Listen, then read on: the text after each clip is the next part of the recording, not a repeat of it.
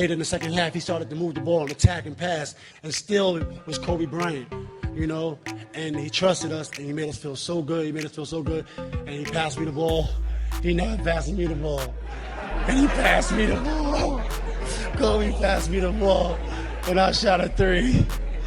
And Phil didn't want me to shoot the three. I heard him, because he's the Zen master, so he can speak to you without, He can speak to you, and he don't need a microphone. You can hear him in your head. Ron, don't shoot.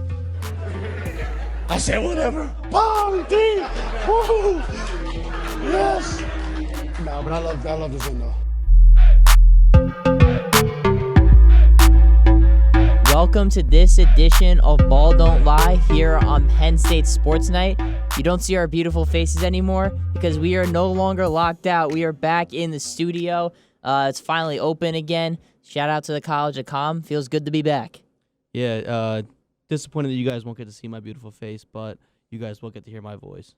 Yeah, I have the privilege of being able to see Matt's beautiful face, and nobody else does right now, so take that. But anyways, though, we're going to be doing some NBA Finals coverage. Didn't really think we'd ever get the opportunity to do that because it's typically in June, but due to the restart of the season, now it's going to be technically starting September, mainly October, and let's get right into it, right? Yes, sir. All right, so unbiasedly, the Lakers are going to be looking for their first championship victory since 2010. Heat first time since 2013. So both these teams are really successful. Some teams don't have any championships, or it's been years since they've had one. Obviously, some of the key storylines, LeBron looking for his fourth ring, looking to be the first player to ever win Finals MVP with 3 different teams. So I want to ask you here, there's some rumors going around saying that LeBron maybe wanted the Heat. Do you think he did? I don't think he really cares about who he plays at all. I do think he cares about his legacy and getting that 4th ring with a 3rd different team, but I don't think he cares how he gets it or who he gets it against. At the end of the day, the Heat got here because they were the best the East had to offer, and you can't take that away from LeBron if he wins this series. Yeah, I do agree with you. I mean, I think either storyline would be cool. LeBron going against his former team in the Miami Heat, or the Lakers-Celtics rivalry, as we historically know. But I do think LeBron doesn't care who's in his way. He's just trying to get a championship by any means necessary. So I agree with you there. I think it's more so of like a media frenzy about who wants to play who. I also love Eric Spoelstra completely shutting down Rachel Nichols when she asked about the whole LeBron thing. He's like, yeah. Let's enjoy our moment. Yeah. He couldn't have been more pissed when she asked that question. He was like, just let us celebrate. Yeah, it is what it is. I respect Rachel Nichols. But anyways, though, Anthony Davis and Jimmy Butler, 2, superstars. They both have All-NBA appearances, multiple All-Star berths, both all defensive players, but looking to kind of, get that ultimate prize for their legacy, and that's a championship. And so let's start off with the Heat here. They're obviously the heavy underdogs. What do they have to do to win the Finals? Well, I think we'd all be foolish to count them out of this series. They weren't just handed this Finals berth. They didn't just make it here. They dominated their way through the Eastern Conference, thoroughly owning probably the 2 best teams in the Eastern Conference in Milwaukee and Boston. They were 12-3 in the playoffs and have yet to be truly threatened in a series. I think they also match up well with the Lakers as they have 2 great offensive and defensive wings and 2 All-Stars to defend LA's 2 All-Stars. Yeah, I mean, you talked about it last week, Matt, how the Heat may be a slightly better team to match up with the Lakers in comparison to the Celtics, and I think a big reason why is because on the defensive end of the floor, they have a couple guys that they can confidently put on LeBron, more so than maybe Denver did, like Andre Iguodala, who, won a Finals MVP. You have Jay Crowder, who's a good 2-way player, and physically he's pretty big, just like LeBron is. And then, of course, I think the guy who's going to want to, not shy away from the moment because he always rises up to the occasion, Jimmy Butler, I'm sure he's going to take it personal on himself to guard LeBron for a majority of the series. Well, I sure hope he guards LeBron. I'm really looking forward to see that matchup. Obviously as a Sixers fan, what could have been. But I think Jimmy Butler's definitely going to not shy away from that. I think he wants that opportunity to guard LeBron. I think you're right. I think he does. And I think then also looking at Anthony Davis here, you have Bam Adebayo, who, was an All-NBA defensive caliber player. I don't think he made it, but he was of that caliber. He's great on both ends of the floor, like you talked about, Matt. We saw him match up pretty well against guys like Giannis. He can switch out onto the perimeter. We know how mobile Anthony Davis is. What can he do to kind of, make it difficult on Anthony Davis? Well, I think while Bam Adebayo is shorter than Anthony Davis by a good 3 inches, I believe, Adebayo matches up well with Anthony Davis in terms of athleticism. I think, like you said, Adebayo switching out on Giannis, showing that he can guard the best player in the league. I don't think he'll have, as much trouble as some people may anticipate guarding Anthony Davis. Yeah, I think he's as equipped to guard some of those elite big men as any player has been in the NBA this season because he's so mobile, he's strong, he's smart, he doesn't really foul that much. So Bam Adebayo, I also want to give him a shout-out, too. I mean, to be the second-best player in your third year on a championship team, that's really impressive. We really don't see that too much. Yeah, especially with where he was even last year, splitting minutes with Hassan Whiteside still with Miami. They shipped off Whiteside because they were so confident in Adebayo's abilities, and it ended up paying huge dividends for them. He made an all-star team, and he's obviously been a huge piece in getting the Heat to the finals. Yeah, it's a good point, Matt, because Bam Adebayo, we saw it last year, even his rookie year a bit. We slowly saw Hassan Whiteside getting less and less minutes. Bam Adebayo finishing fourth quarters, finishing games. And because the Heat knew that they had something in him with that 14th overall pick in 2017. Yeah, he's certainly proved it. Yeah, so Bam Adebayo, he's going to have to really show up for them. But also, I kind of want to ask you, do you even give the Heat a shot? Or, how competitive do you think they can make this? I think they can certainly make it competitive. We've seen them compete with every single team that they've faced so far. They've made easy work of Indiana in the first round.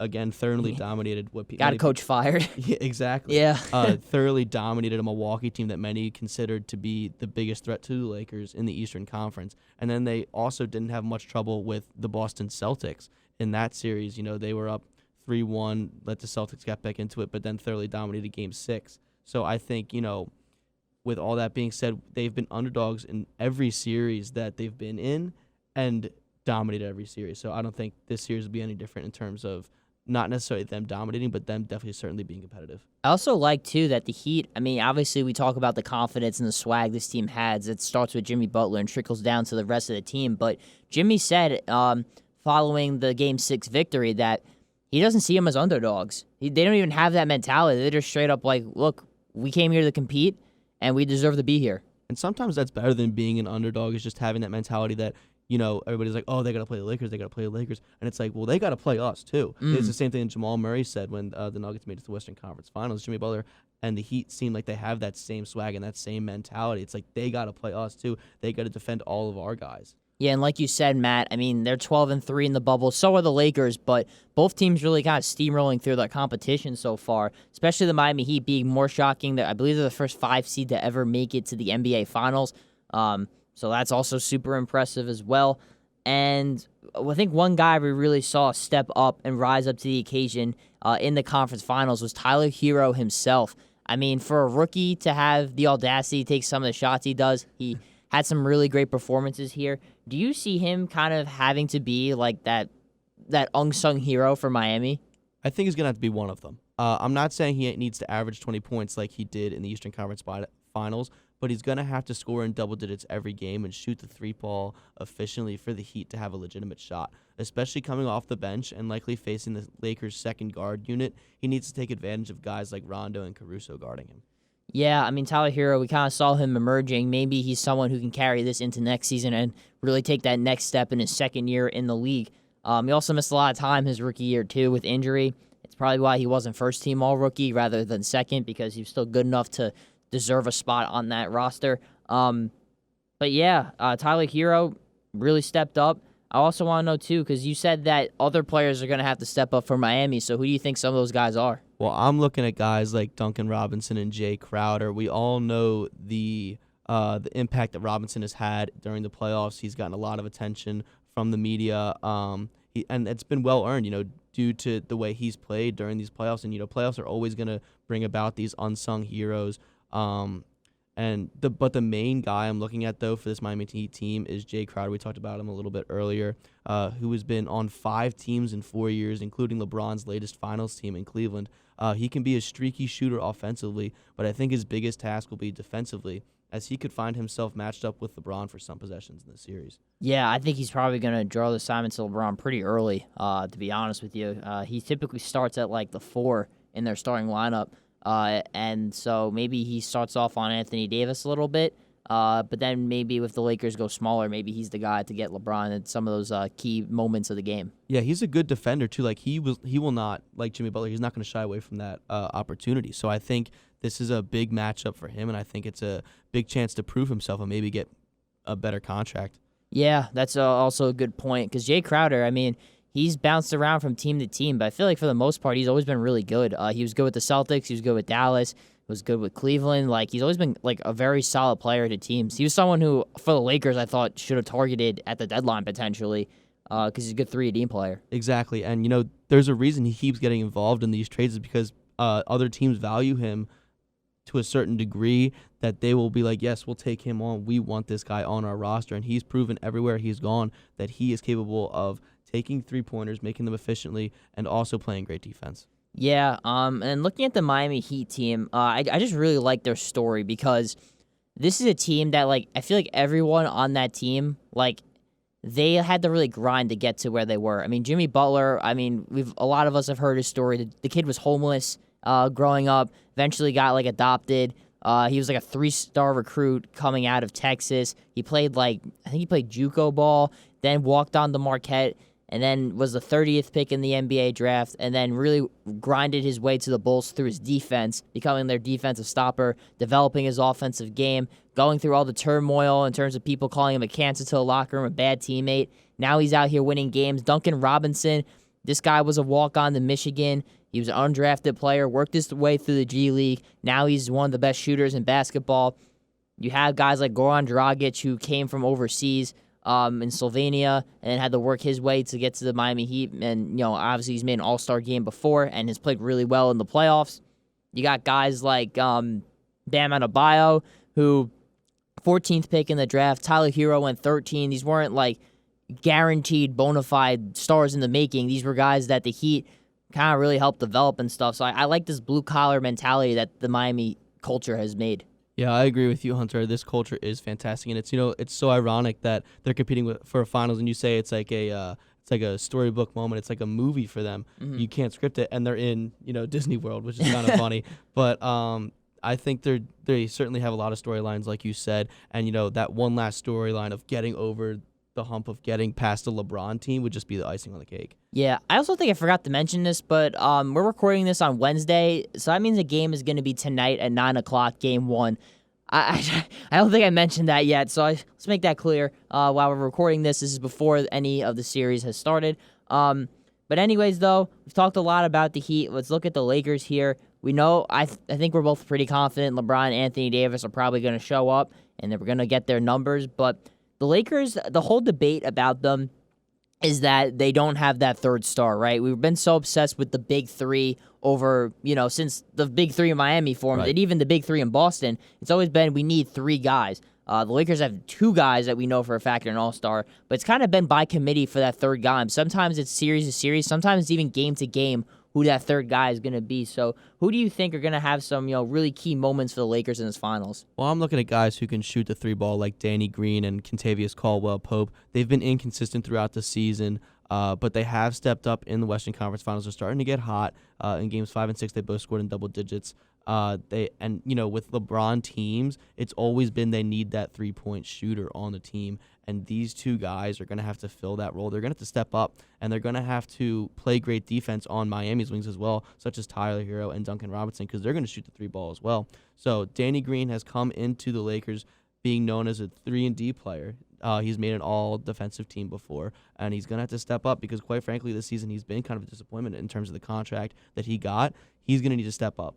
Yeah, Danny Green, once upon a time ago against the Miami Heat with the San Antonio Spurs, he broke the record for most threes made in an NBA Finals. He had that record, beating Ray Allen, who had it at that time. I believe Steph Curry has it now, and he probably shattered that record because we all know how good of a shooter he is, and the times were a little bit different back then. But the point I'm making is that Danny Green, and also was with the Toronto Raptors last season and won a championship, so he's looking for his 3rd ring with his 3rd different team.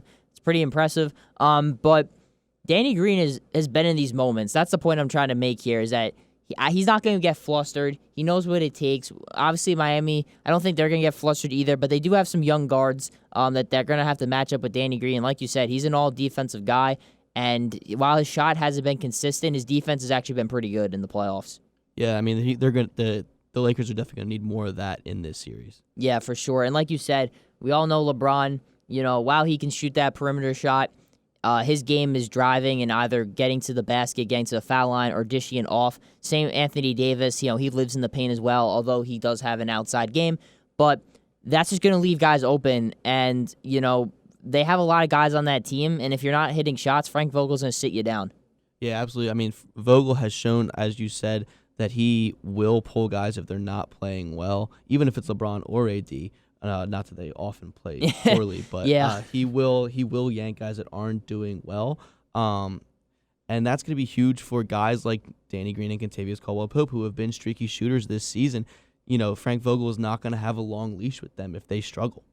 Yeah, it's a good point. Also want to bring this up, too. I mean, looking at the coaching side, I literally just kind of thought of this on the spot, but Frank Vogel, he's a guy who, honestly, really because of LeBron, never really was able to get his chance in the NBA Finals with Indiana. Obviously, Orlando, that's just a place where teams are left to die, including coaches, I guess. But look at the Lakers here.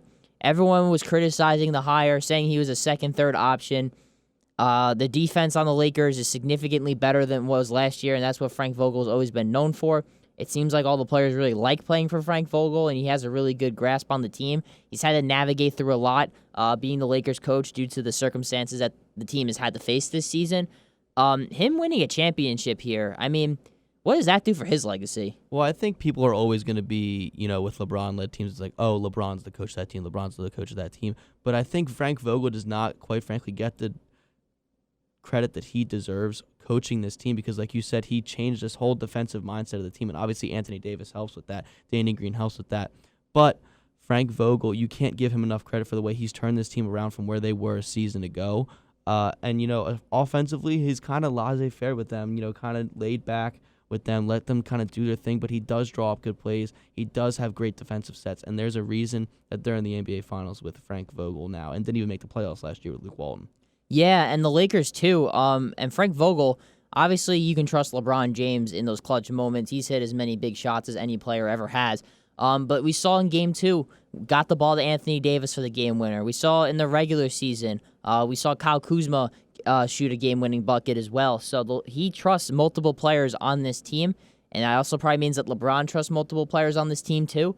And I think that's deadly for the Lakers because it doesn't mean that LeBron can almost be sometimes like a dummy on off during those late game situations because of course that's the guy you don't want shooting the last shot. But at the same time though, Danny Green also hit a game tying 3 against the Dallas Mavericks earlier in the season as well. That just shows you that there's a lot of different threats on the Lakers and no one's really scared. Yeah, I mean that's a huge thing for this team too. Playing with LeBron, obviously the stakes are much higher. Everything is magnified for guys that play with LeBron on any LeBron team. So for them to not be afraid of the moment and for them to, guys like Kyle Kuzma, Danny Green, who usually might not be in those situations, to take a game-tying or game-winning three-pointer, they're drilling those shots. That shows that they have confidence everywhere throughout this team. Yeah, and to kind of build off that last point, we talked about some unsung heroes for the Lakers. I'm looking at Kyle Kuzma potentially here because he's had some good moments in the playoffs, but hasn't really erupted at all. The one thing about him has always been consistency, because sometimes he has those games where you're like, wow, this kid looks like a budding all-star in the making, but then has times where you can't even play him in the fourth quarter. He's been a little more steady, especially on both ends of the floor, been a lot more reliable on defense during the playoffs, which is obviously good because if his shots stop falling, it's always like, what else can he do? So he's proving his worth there. But Kyle Kuzma, like I said, he's a rhythm guy, and if he starts, hitting a couple shots and getting that confidence up, that's another weapon that the Lakers can have in this series. Yeah, absolutely. And with Kuzma, too, he was fighting through all of those trade rumors that he was a part of for the better part of 2 years. And obviously the Lakers see something in him that for the reason that they kept him. They did not include him in that Anthony Davis deal over the summer.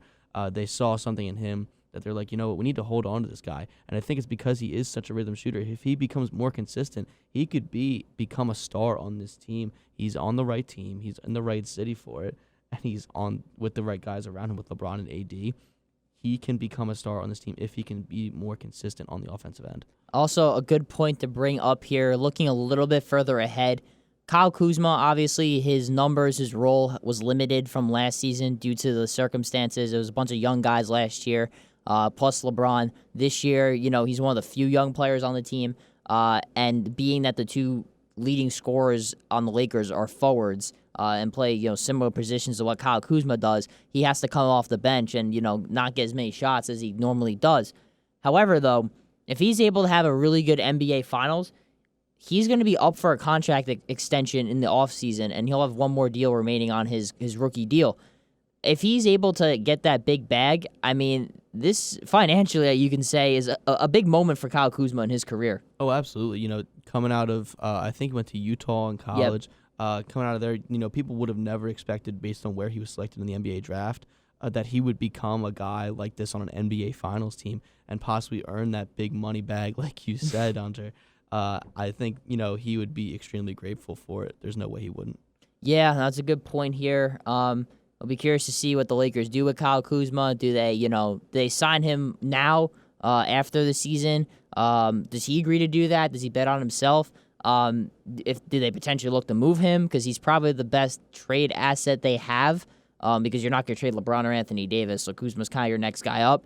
There's a lot of different things they can do with Kuzma, but for him, I doubt he's really focused on any of that. He's probably just looking to win a championship, and he's accepted his role, hasn't really complained at all during the season, so he's been a team player.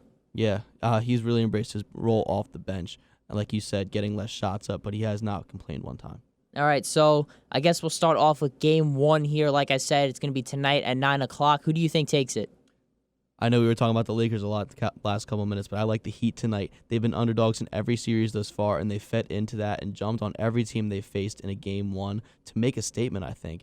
And then that will be the same situation here as we've seen LeBron-led teams in the past falter in Game 1 while trying to get a feel for the opposition and ultimately end up coming back to win the series. We saw that happen this year against the Blazers and Rockets, too.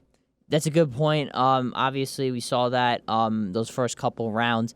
But I think the Lakers did learn their lesson a bit. They ended up blowing the Nuggets out in Game 1 as a result. I don't think the Heat go down that easily, but I am going to go with the Lakers here to win Game 1. They've played very well against the Heat, both times they played against them. I remember one game, it was Jimmy Butler shot a game winner, missed it. And I think another game, the Lakers blew him out. So they've played really well. LeBron, I think, had like 50 against the Heat last season, which was, I believe, his career high with the Lakers currently. So I think LeBron James is going to have a really big game, and he's going to make his own statement, and I think the Lakers take Game 1. Is that a little bit of a homer pick there, Hunter? Not at all, no. Lakers as he's wearing a Lakers Magic Johnson Lakers jersey will win by 30 every game. That's my prediction. Anyways, though, we talked about Game 1 here. Who do you think ultimately is going to win it all, though? I've got the Lakers in 6 games because at the end of the day, I just don't see LeBron and AD being stopped right now as they are on an absolute mission. Furthermore, I don't see the Lakers losing in a season where Kobe Bryant tragically passed away. They have too much to play for, and it honestly just feels like destiny, not to be cliche. Yeah, I know. I think we've all been saying that, so I wouldn't say you're too cliche with that. I have the Lakers in 5. I don't want to sound... Now, don't get me wrong. I think it'll be more like what we saw in Denver, where it's a competitive 5 games. I think it'll be... I don't really see a whole lot of blowouts happening. Maybe the Miami Heat could sneak one in for a victory. Maybe the Lakers to catch them off guard a little bit. But I think it'll be 5, a strong 5-game series, not like what we saw with the Bucks and the Heat, where the Heat just ran them off the floor. I just think the Lakers, I think they'll pull through, and I think that they'll ultimately win it all. Okay, I agree with that. I think every game in the series is going to be remotely competitive. Like you said, I don't see a lot of blowouts happening in the series. And also, if we get the Black Mamba jerseys from the Lakers, that's already a win. And exactly, that's a lock for a win right there. And if the Miami Heat were wearing those blue Vice jerseys, ooh. Oh man, that's talk about fire on the court. But I also want to ask this too. Finals MVP, who do you have? Well, LeBron has won NBA Finals MVP in every finals that he's won, but I'm going to go with Anthony Davis. He's been, arguably the better star for this team throughout the playoffs, throughout the bubble, and throughout the regular season. Like, LeBron hasn't had to do too much. This is LeBron's best co-star he's ever had, and I think Anthony Davis will hold his own in the series. He has a better matchup against Bam Adebayo, and while LeBron will certainly get his. He'll look to pass. He'll get the rebounds. He'll get the points. He'll stuff the stat sheet. But I think at the end of the day, Anthony Davis, this is Finals MVP to lose. So I'm curious because you brought up that last one point that I kind of want to talk about a little bit here. You think that Anthony Davis right now, regardless of what happens in the NBA Finals, is the best player LeBron's ever played with? Yes. You do? I think he has to win it first for me to say that. I'll still have Wade and Kyrie over him for now because they've won championships, have stepped up. That's certainly fair. That's my only thing. But I think if Anthony Davis shows up in the finals, whether he's Finals MVP or not, but has that dominant performance, like I think we're all expecting at this point. This is why he came to LA, was to compete and win a championship, and he's gonna have to play like a champion to do that. I think he does then prove that point. I think Wade was unfortunately a little bit out of his prime when he's playing with LeBron. I think for a year or two he was still really good, but then we saw him slowly start to deteriorate. Kyrie probably wasn't in his prime just yet, or like right in the beginning of his prime. But obviously we saw him hit some of the biggest shots in NBA history. Also really stepped up in the playoffs. You can say what you want about Kyrie Irving, but he's one of the most clutch players in basketball. And Anthony Davis, I think he has to live up to that same caliber for me to put him number one. Yeah, that's certainly fair. I mean, but I just don't see Anthony Davis, faltering in this series, shying away from the pressure. I think he's going to own up to it. And I think he's going to dominate thoroughly. Yeah, and really kind of rebuild his reputation. A lot of people weren't calling him a winner. I didn't really believe that. I get the Pelicans weren't great when he was there, but every time Anthony Davis was in the playoffs, he dominated. Yep. He was always great. They swept the Blazers. They lost to the Warriors twice, but he was really good in both those series. They really had no answer for him. And Anthony Davis obviously was, had one of the greatest individual seasons in college basketball and led the Kentucky Wildcats to a national championship there. So I don't like the notion that he's not a winner, but winning this championship, that's going to shut all the haters up. Yeah, I agree with that. So my Finals MVP, I am going to go with LeBron, I think, just because I do think part of him, I think he'll be happy either way, but I think he definitely, there's just a different look in his eyes. We see that killer look in LeBron's eyes. He's played as hard as I've ever seen him play. I think even though he really doesn't have anything to prove, he's one of the greatest players of all time anyway. But I feel like he thinks he has something to prove. And winning 3 Finals MVPs with 3 different teams, again, no one's ever done it. Yeah, no one's ever done it. I think he's really, like you said, LeBron, he definitely knows that stat. He has to know it. And I think, like you said, he's been playing out of his mind in the playoffs. He's really started to rev it up here. We saw Game 5. He closed that game out. And I think, he'll bring the same intensity to the NBA Finals, obviously, because he knows what's at stake for his legacy. Past all, winning the championship for the Lakers, making that free agent decision worth it. This is about his legacy as well, and I think he knows that. Yeah, so I think we've pretty much dissected every single possible angle we could of the NBA Finals. We talked about it for like 25-ish minutes. So hopefully we got that off. Everything got off our chest. Obviously, we wanted to start with the finals because it made more sense. But we're going to do some around the association. Actually, a lot to talk about here. A lot's been kind of going down. Let's start off with the other team in LA, and that is the Los Angeles Clippers. Doc Rivers is now out, no longer the head coach. Both parties agreed to mutually part ways. Owner of the Clippers, Steve Ballmer, said it had nothing to do with what the players said. No one, forced their hand to get him fired. We'll see if that's true or not. He still had 2 years remaining on his contract. He was really probably the best coach the Clippers have ever had. He won 356 games to 208 losses in 7 years with LA. Lob City officially over. However, though, Doc Rivers does kind of have some blemishes on his career. He's blown a 3-1 lead 3 different times in his career. He's also lost 6 series being up 3-2. So there's been moments, as much as I love Doc Rivers, that he faltered. Again, we got Montrezl Harrell, Marcus Morris are both free agents. We're hearing Lou Will may potentially be kind of a liability on that team. Obviously had some commitment issues in the bubble. Right.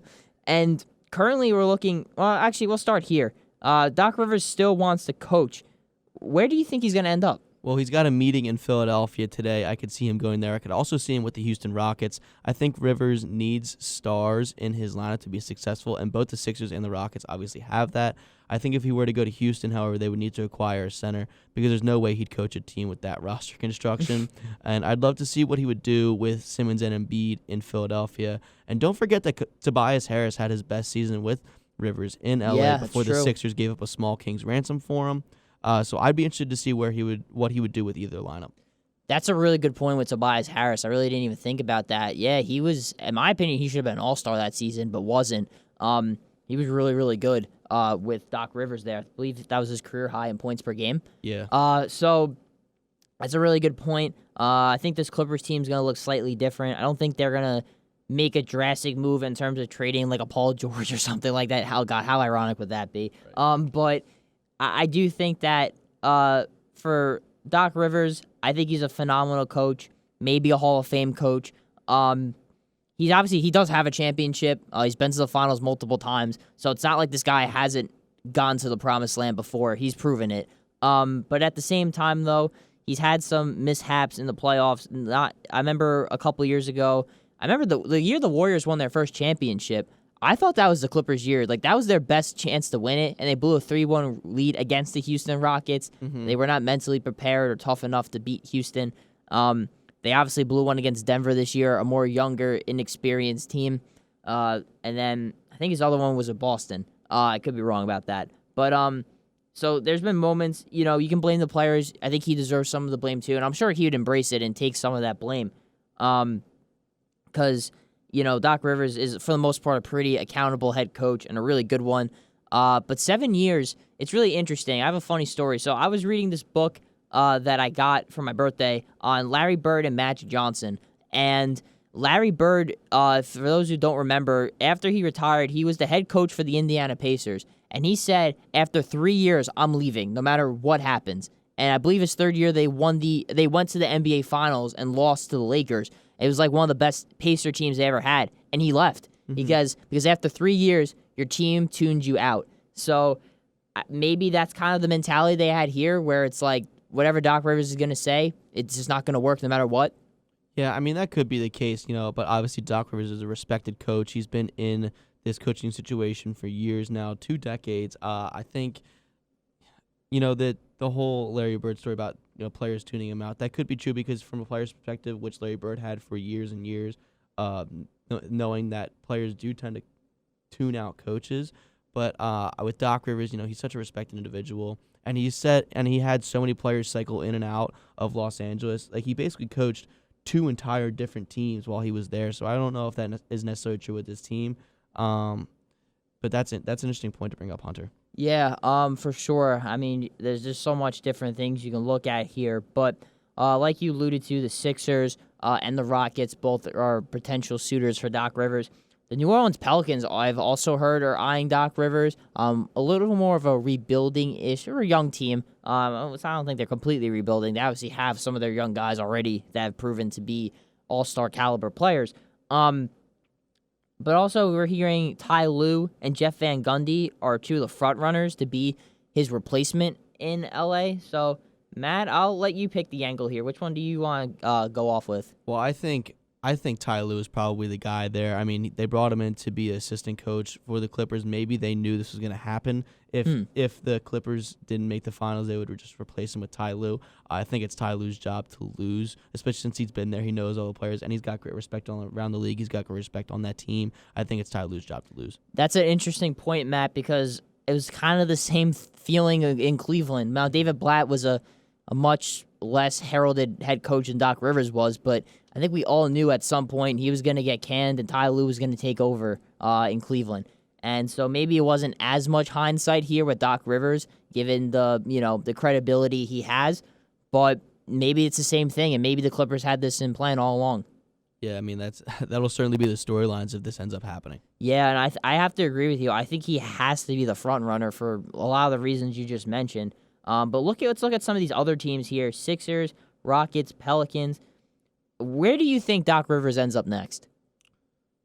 I honestly think he'll, like I said, probably the Sixers or Rockets, but I think he's probably going to lean towards the Rockets because nobody wants to coach the Sixers right now. Nobody wants to be in Philly. So the Sixers probably end up getting like their 5th choice.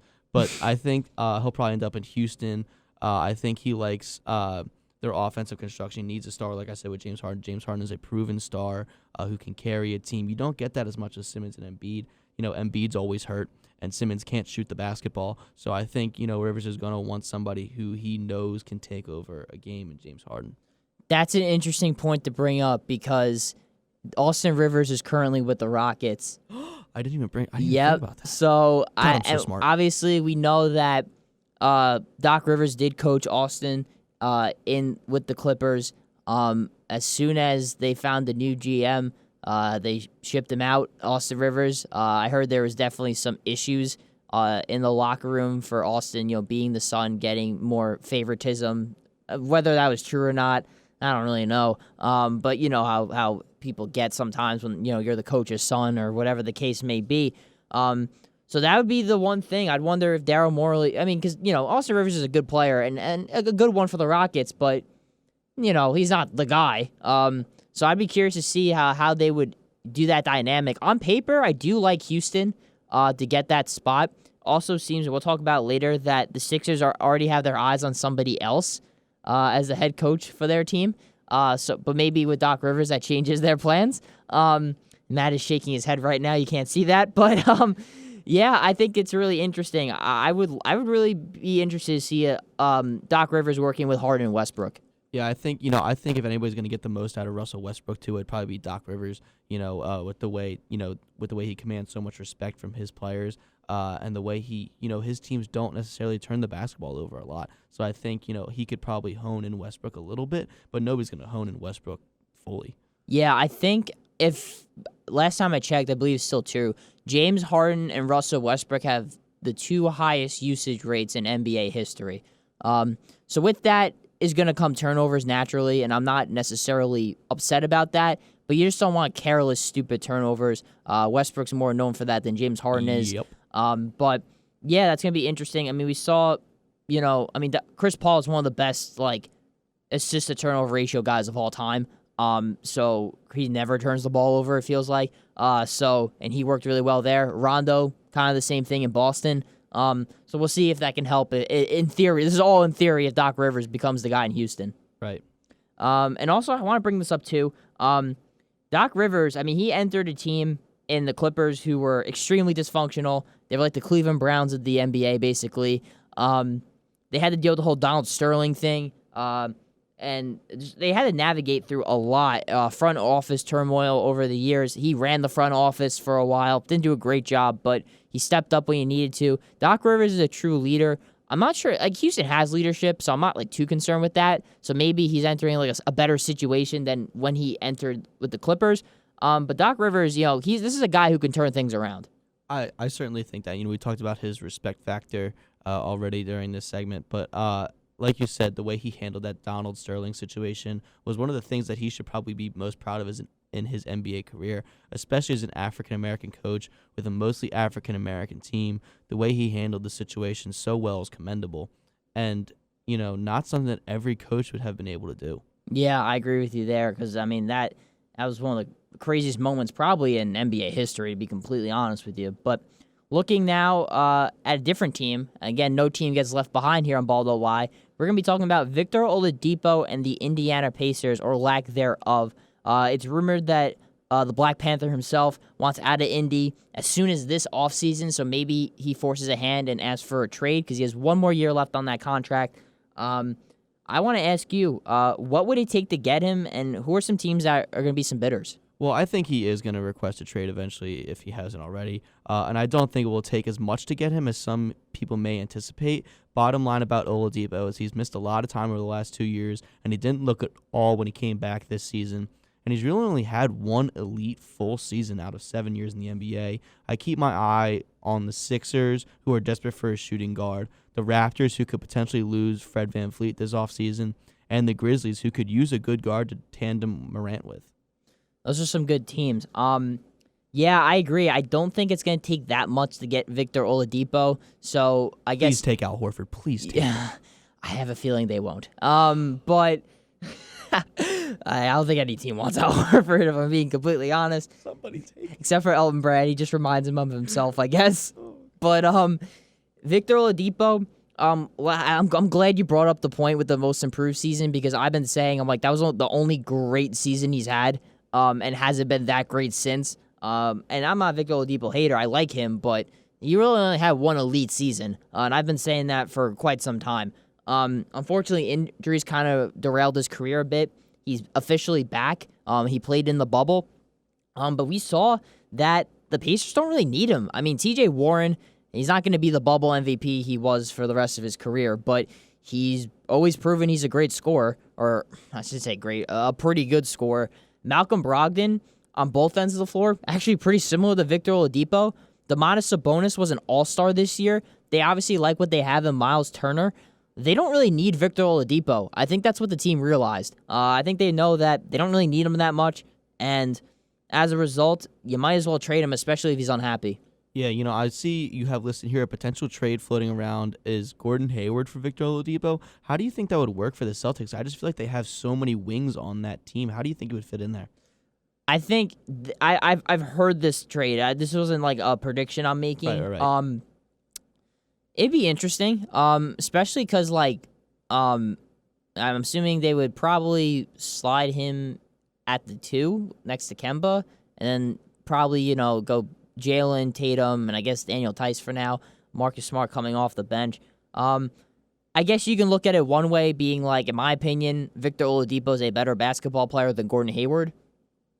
Would you agree with that, or? I don't know. I really don't know close. if I'd agree with that because they both had their own injury issues. Gordon Hayward a little bit more freak injury than Oladipo's was, but I don't know if I'd be ready to say that Oladipo is necessarily better than Hayward, or if they're decently comparable. They're pretty comparable in the sense that both were all-stars, and then unfortunately had injuries that and they're still working back from. They're certainly not in their primes anymore. Yeah, I think Victor Oladipo is slightly better. That's my opinion. Gordon, and he's a better scorer. I think he can put him up more than Gordon Hayward can at this point. It just never seemed like Gordon Hayward really fit in Boston. Maybe Victor Oladipo does. Also, too, Kemba Walker's not a great defender, nor is Gordon Hayward, but Victor Oladipo is. And that's kind of what he was known for coming out of the draft. So that's another wing defender and a shot maker that I think Boston can have at their disposal there. So I'd consider making that trade. Gordon Hayward's from Indiana, so he can come home. I think he actually fits better with the Pacers than he does with the Celtics. So just the food for thought right there. But what I thought was really interesting was the quote that Pacers GM Kevin Pritchard said. And he said, quote, "We don't feel any rush to make any quick decision on Victor. It will be up to him. He will have the choice. It's his first time to have autonomous choice. He can go and do whatever he wants." When I read that, that sounded cold. Yeah, you know what that means, Hunter? Yeah. He's gone. He's gone. That's yeah. what that means. Yeah, I think that means that, he's not going to finish his career in Indiana. Yeah, I think we've seen the last time Victor Oladipo wears the Pacers jersey. Yep, I think I agree with you on that one. Memphis would be interesting, though. I think that would be a good fit. I don't know if I love the Raptors. I mean, again, Fred VanVleet has a good chance. He gets a max contract with the Knicks or something. The Knicks. But he gets some crazy contract, and now they have an opening at that 2-guard spot. Maybe they can muster something up to get him.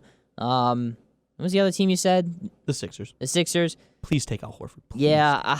They'd probably trade Josh Richardson for him. That's fine too. But I don't even know if they have a whole lot to give up to get him. But maybe it won't take that much. So I don't know. We'll see. Next one up here, kind of more of a feel-good story. Delonte West, who was a former NBA player, he played for, the Cavs, Celtics, Mavericks. Unfortunately, and this was documented, he's been homeless for quite some time now and has, been battling drug addiction and things like that. Guys like LeBron and stuff, they've tried reaching out in the past, but apparently has rejected it. But Mark Cuban, who's the owner of the Dallas Mavericks, so Delonte played for him, he was able to reunite West with his own mother and really took a hands-on approach here. He asked how he can help, and then his mom's only response was, "Find Delonte." And then Cuban went this Monday. They found him. They waited with him in a hotel room until his mom showed up. Then they went to a rehab facility in Florida, and that's currently where Delonte West is right now. Obviously, this isn't really directly related to basketball. It's more off-the-court stuff, but it's definitely a feel-good story. Yeah, I was gonna bring up, remember that video that surfaced of him being homeless on the streets a couple of months ago? Everybody was, kind of freaking out about it because he didn't look anything like he did, and people just kind of recognized him that had played with him. And it's great to see him getting the help he needs and potentially getting his life turned around and getting to be with his mother again. Yeah, it's definitely a really good feel-good story. Obviously, I got a little emotional like hearing this whole thing because it's a sad reality that I've seen up close of just like homelessness and stuff like that. And to see a guy like Mark Cuban, obviously this guy is a billionaire, a really successful man. And for him to kind of stop what he's doing in his life to help someone in Delonte West, reunite him with his mother. I don't know how long it's been that they've seen each other. And then get him into a rehab facility. And given that Mark Cuban's very rich, I'm sure it's a very nice one. It's very nice to see. There's a lot of hate going on in the country and a lot of negativity, but this is definitely a positive thing, and it shows that if you have a platform, like, you should use it to help others. Yeah, Mark Cuban has always been one of the better owners in the NBA, one of the more, hands-on, personable guys. We don't see that a lot from ownership in the NBA because they're all a bunch of rich pricks. But, yeah, we don't see that as much with Cuban. He's definitely more social, definitely more personable, and we see that here. Yeah, Mark Cuban, it always seemed, he was marching during, like, the Black Lives Matter protests, like, with the people. It wasn't just, sitting on the sidelines. And again, Mark Cuban's always been directly involved in the community. He's always used his platform for good things. I remember in Dallas they had a lot of issues that went without him knowing, but it was a lot of, like, sexual harassment stuff in, like, the workplace, and he shut that down immediately and put programs in place. So he always seems to do the right thing. Always knows what to say and what to do. And like you said, he's probably like the most recognizable, maybe the leader of the owners, if you will, outside of Michael Jordan. He's definitely the most recognizable. Mark Cuban, a close second. And he always just seems like he knows what to do. And this definitely felt good hearing something like this. Yeah, especially with so much negativity going on. It's nice to see a positive story. Mm-hmm. And now looking at the NBA draft a little bit, one of my favorite things in the world. It sounds like the Minnesota Timberwolves, with that number 1 pick, if they do not trade it, they are eyeing LaMelo Ball. Obviously, we know him from his family. He has bounced around throughout his entire youth. Probably one of the most unique stories when you really think about it, playing basketball. LaMelo Ball said, or his father, LeVar, said that he'd be a bad fit with the Warriors. LaMelo disagreed with that and, kind of separated himself for that. But let's look at the team in the Wolves real quick. They have D'Angelo Russell, who they acquired at the trade deadline. They have Karl-Anthony Towns there as well. How do you think LaMelo Ball fits with all that? Well, I don't think that LaMelo would obviously start right away, but if he were to start, I'd imagine he'd play at the 2 guard while Russell handles point guard duties. Russell is far more proven than LaMelo, obviously, and I think he needs to have the ball in his hands, running the offense if this team wants to have success. They traded for Russell for a reason. If LaMelo isn't comfortable with that, then just don't draft him. It's simple as that. Yeah, I actually, if we're talking pure schematic fit, LaMelo should be the one. D'Angelo should be more off the ball because D'Angelo Russell, I think, at this point is a better scorer than LaMelo Ball. Or maybe maybe LaMelo starts off on the bench and then they slowly work him in. But I like LaMelo Ball a lot. I'm still trying to figure out what I think his ceiling is. I think his ceiling, honestly, if he can become a consistent shooter, is like a Trae Young, but 6'7". Mm-hmm. He's a really, really good passer. He has such a good feel for the game. He just hasn't been a consistent shooter. His shooting percentages are not great. But I think him and D'Angelo Russell would be interesting. Terrible on defense. None of these guys can guard anybody. It's, like, disgusting. But, like, LaMelo Ball is a really talented player on offense, and I think is deserving of being the number 1 pick. Yeah, it'll be interesting to see if the Timberwolves do end up making him a number 1 pick. It's an interesting fit, but the Timberwolves, they just need guys. They just need guys that can play right now. Yeah, I feel like a lot of the top players, LaMelo, Anthony Edwards, and James Wiseman, those are kind of the consensus top 3. None of them really fit with the Timberwolves, and I think that's maybe why they want to trade down, considering their 2 best players is a ball-dominant guard and a ball-dominant center. Mm-hmm. And those just happens to be the top 3 consensus picks. So, I don't know. We'll see what happens there. But anyways, though, keeping it up with the NBA Finals a bit, they released some photos of the new Finals floor design. People were complaining it's not like the OG one with like the black script NBA Finals. What did you think of it? I loved that old NBA Finals scripture with the giant trophy in the middle of the floor too. That was pretty cool. But it is way too big and obnoxious. What is with that? With the blue and red under the nets, those colors don't make sense at all with the two teams that are playing. It's like the NBA is trying to promote their own logo over the teams playing. It's weird. Yeah, they also have like the presented by YouTube TV thing in the middle. Oh my God, it's all, so it's all obnoxious. money. It's all a money scheme. But anyways, though, I like. Let's bring the OG one back. I'm on board with the fans there. But Mike D'Antoni, this one's gonna hit hard. Matt is not happy, but it had to get brought up. He is the front runner for the Sixers job right now. Maybe things change with Doc Rivers now being available, but that's what's reported. Ty Lue is rumored to be the second candidate on their list. And there's even rumors that Elton Brand thinks that by hiring Mike D'Antoni that he can lure James Harden to Philadelphia. Matt, just go ahead. I'm not even going to ask a question here. Just gross. This team is stout on defense. Bringing him in would take away that team, the Sixers' literal only strength. Their entire team, their only strength is playing defense. And he hates defense. The man's allergic to defense. He ain't making this team a better shooting team without some damn shooters.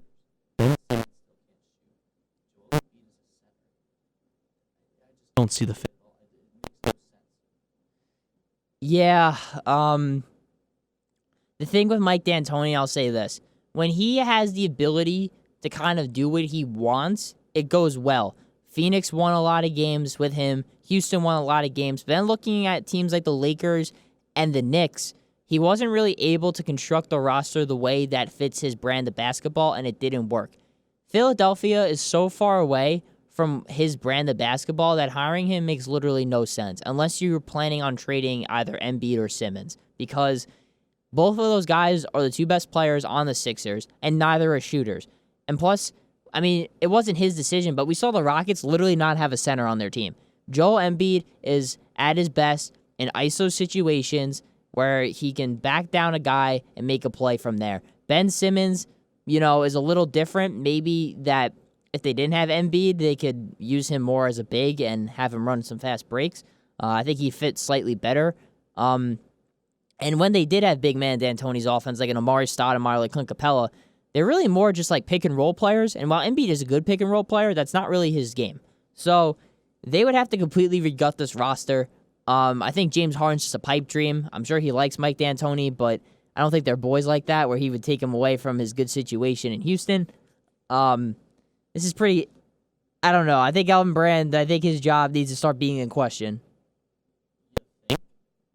I do think. Yeah. The Sixers have been supposed to be reevaluating the front office for a month now. Nothing has changed. Nothing has changed. What are they evaluating?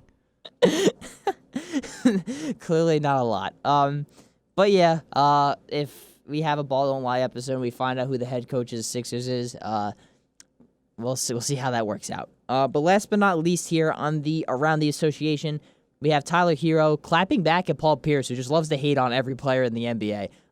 But Paul Pierce said you can't be a bucket till you average 20 points per game in a season. Tyler Hero, he called himself a bucket after the game, and his response was, quote, I think I just averaged about 20 in the Eastern Conference Finals. So what's your take on that? Is Paul Pierce ever going to shut up? He's reaching Skip Bayless levels of annoying with how consistently wrong he is. And why does he hate every player in today's NBA? Why? Why does he think his era of a basketball is so much better? Bro, you came 10 years before everybody else. It's not that much different. And also, has anybody milked winning a championship more than Paul Pierce? Anybody? I don't think that's a good point. I'm not sure if a whole lot of people have. The man got wheeled off in the NBA Finals because he had to go to the bathroom. He did win NBA Finals MVP, though, so I'll give him credit. He did show up when it mattered. He was a very good player when he played. I hate the Celtics. Got it. But I think I just lit a fire under you, Matt. This is The last two questions have just really gotten me, man. Yeah. You know how to push the buttons. Yeah, I know how to push the buttons. But it's a good point to bring up, though, because Tyler Hero, he's as confident as they come, and Paul Pierce is just sounding like a grumpy old man at this point. But anyways, though, we're going to give our players of the week here like we always do. We're kind of running out of options here, but I came up with 3 players. I'm figuring you did too. Yeah. I took all players who lost their series because we won't be talking about them anymore, so I figured why not talk about them one last time here on Ball Don't Lie. My first guy is Jeremy Grant, former Process Sixer. Last week we said there was no way he was going to keep producing after having that 26-point performance in Game 3. Then he had 17 and 20 in Games 4 and 5, both well above his average of 12 points per game. He's expected to opt out of his contract and expect around $15 million per year on the open market. I think he's well deserving of it because he played so well in the playoffs and he brings great defense. Yeah, Jeremy Grant also made my list for all those same reasons. And I think he definitely earned himself some money because he's opting out. I don't think Denver's going to re-sign him because they have other guys to worry about. And I think if they don't re-sign him, that sends a sign that they believe in Michael Porter Jr., and I think he gets the starting nod in the lineup and maybe takes that next step forward. Yeah, that'd be an interesting dynamic to look at. Yeah, for sure. So I also had Jeremy on my list. I'll give you another player. That's the guy we kind of just talked about, Tyler Hero. I just had to bring him up because he stepped up so big in that NBA Finals and is a big reason why the Heat are where they are now. Yeah, Hero really balled out. He had that 37-point performance. And he's definitely not shy about shooting the ball. He's not shy about his confidence, maybe a little bit of cockiness in there, but he's certainly confident, and he's certainly a volume shooter, which is what you want out of a guy who's going to take a lot of shots. You want to have him have some confidence. Yeah, for sure. Matt, who is next on your list? I've got Jamal Murray, playing through injury in Game 5. Murray had a valiant performance with 19 hard-earned points. He obviously didn't shoot as well because he was injured, but he still poured in those 19 points. He also led the Nuggets in scoring in Game 4 with 32 points. He had a valiant effort. He had some great plays in that series, too. That one clip of him making that layup underneath LeBron James, kind of reminding everybody of Michael Jordan a little bit there. So not saying that he's Michael Jordan. Don't twist my words there. But he certainly played well in these playoffs. He's deserving of being on this list. So Jamal Murray is Michael Jordan. Am I going to BuzzFeed this? No. Anyways, yeah, Jamal Murray, he proved that he is probably even a superstar in the making. For him, I hope he's able to carry it into the regular season as well and really prove to be one of the best young guards in the league. Yeah, I'm interested to see what kind of step he makes next year. So my third player on my list, I am going to go with Dwight Howard himself. Well, Jokic did have a good series, don't get me wrong. I think he made it really hard on him. He did not make it easy. He was physical. Dwight Howard also contributing a lot on the offensive end of the floor as well, putting up, 10, 12, 14 points, grabbing rebounds when Anthony Davis wasn't getting as many. And, just being an irritant, honestly, making it hard on guys, bringing that mental edge, which is ironic because Dwight Howard used to be known as a super soft player, but now is one of the tough guys of the team. He's really kind of revived his reputation a bit here with the Lakers long-term looking at it, but Dwight Howard, he's been really good, and I think he's going to, have a big part in this finals. Yeah, Dwight Howard making a Player of the Week like it's 2009. Wow. Yeah. But I think you bring up an interesting point there with the NBA Finals. The Heat don't have a lot of big men that can contend with all the Lakers big men. The Lakers have probably 3 big men that could dominate the paint area with Anthony Davis, JaVale McGee, and the aforementioned Dwight Howard. It'll be interesting to see that kind of matchup and how, if they dominate this series. Yeah, that's a good point. Because they got basically taken out of the series against Houston, played well against Denver, and the Heat, they don't run super small ball like that, so they'll get their moment to shine in the NBA Finals. So, Matt, I already gave my 3 players, so who's number 3 on your list? Yeah, we only overlapped once, which is good. I have Jaylen Brown. Brown scored over 20 points in Games 4, 5, and 6, and really solidified himself as part of a big 3 in Boston with both Jason Tatum and Kemba Walker. He honestly played much better than Kemba in this series while also playing great defense. We talked about that a little bit last week with the way he, gets tips and generates steals and opportunities on the other end for the Celtics. Yeah, that's a great pick. He was my Player of the Week last week because he played really, really well. He's just so solid. Like Jaylen, and with upside. Like, he's so solid. He always just came through in the playoffs for them, even since he was a rookie. He's gotten better. He had the one setback the year before, but he got a lot better this year. And I think I think there's an all-star berth in the making for him. Yeah, there's a potential that the Celtics could have 3 All-Stars next season. Yeah, I think Makes the me Celtics. sick. I think Celtics uses as momentum for next season, despite losing in the Eastern Conference Finals. But last but not least, here we got our All NBA Finals team for this decade, the 2010. So from 2010 to 2019, me and Matt are gonna give 5 of our best players. Matt, I feel like I know who's first on your list here. Yeah, let's get the obvious out of the way here. LeBron James. Yeah. LeBron has been in every finals from 2011 through 2018, and he carried a lot of those Cavs teams on his back while being the star of the Heat teams that ended up winning the finals. As we said earlier, Dwayne Wade kind of getting out of his prime there. Chris Bosh, wasn't the volume scorer with LeBron and D. Wade both there. And every finals that he's won, he's also won finals MVP. So this is an easy choice. It's the most obvious choice we could have. Yeah, it's the most obvious choice. Again, 8 championships appearances and 3 rings during that time. This was a lock. Next, I'll give a player, Kevin Durant. Also on my list. Yep. He had 3 finals appearances, lost in OKC. 4, technically 4, because he did play in that one with the Warriors. In 2019, yep. But he won 2 finals MVPs, was dominant in those finals as well. We were arguing, is he a better player than LeBron James? That's how well he played. Kevin Durant was an easy choice for me here, and he really showed that he's a winner. Yeah, people, I like that you bring up the 2012 finals as well with OKC. People often forget about that series as he averaged 30 points per game in that series while shooting 55%. He was awesome in that series. He just happened to be against probably the best LeBron has ever been. Yeah, and Westbrook and Harden weren't. They shied away from the moment, like usual. My goodness. Yikes. I'm speaking the obvious here. But next up, I'll let you go here. Who else made your list? I think this is another obvious one. I have Kawhi Leonard. Yeah. Never forget that clip of LeBron being pissed off that Kawhi was coming back into the game. I love that clip. Leonard won 2 championships in this decade, winning Finals MVP in both of them, and did it with 2 different teams, the Spurs and the Raptors. He carried that Raptors team on his back last year and was 4 stupid bounces away from possibly not even being there. God, I hate it here.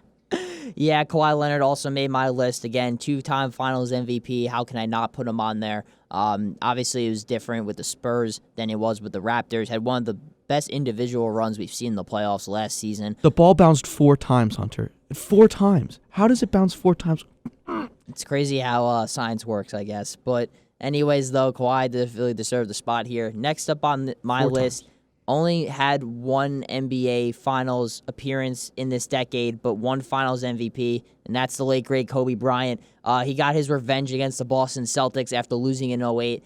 I know it's not technically true, but in 2009, they obviously won, so he capped off a back-to-back championship Finals MVP performances, and I think he finally proved that he could win without Shaq, and that's what he wanted to do, and he got his mission done. Yeah, Kobe, we really saw how much he improved from that three-peat he had in the early 2000s to this back-to-back championship in 2009 and 10 because, obviously he dominated like he usually does, but he also was more willing to pass in that 2010 series, obviously famously giving it up to Ron Artest. Yeah, he was Ron Artest then. Yeah, he was Ron Artest then? Okay, so he gave it up to him in the final moments of Game 7, hit that dagger 3, cementing the Lakers championship.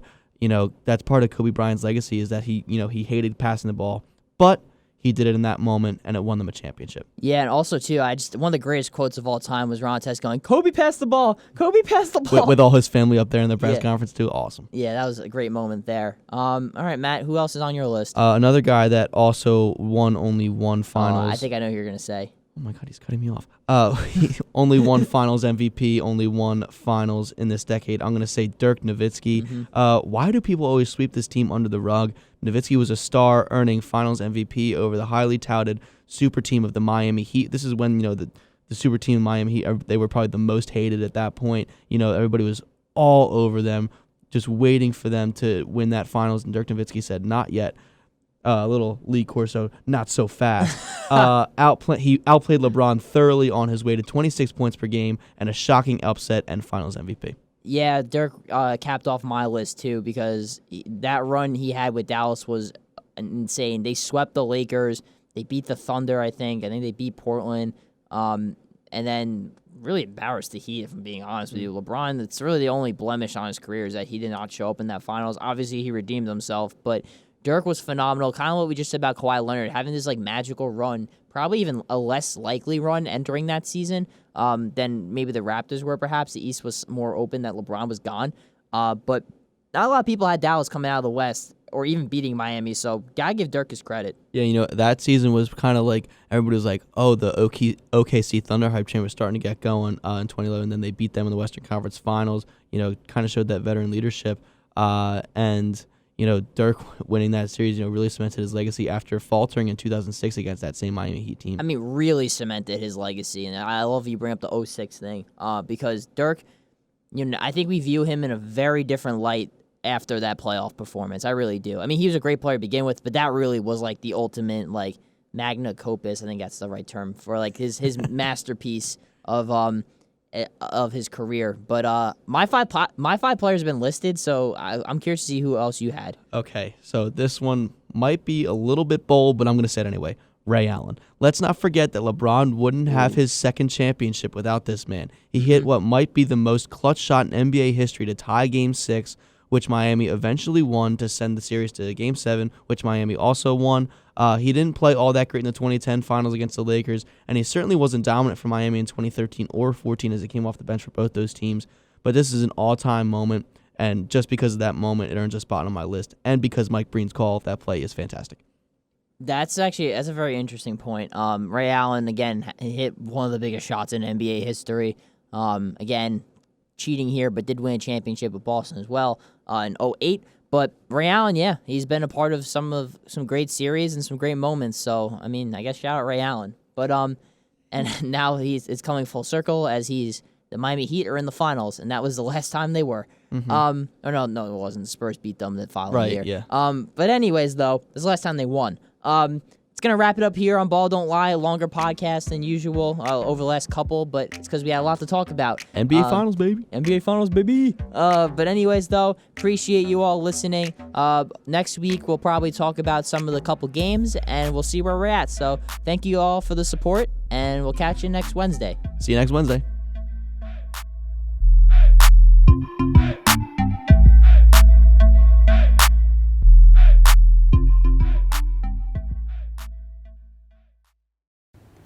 Thank you for watching our latest edition of Penn State Sports Night. If you're a fan of our content, please be sure to subscribe to our YouTube channel for more clips. Also follow us on Twitter at PSSN TV and on Instagram at PSU Sports Night to keep up with the action. For all my colleagues, we are Penn State Sports Night.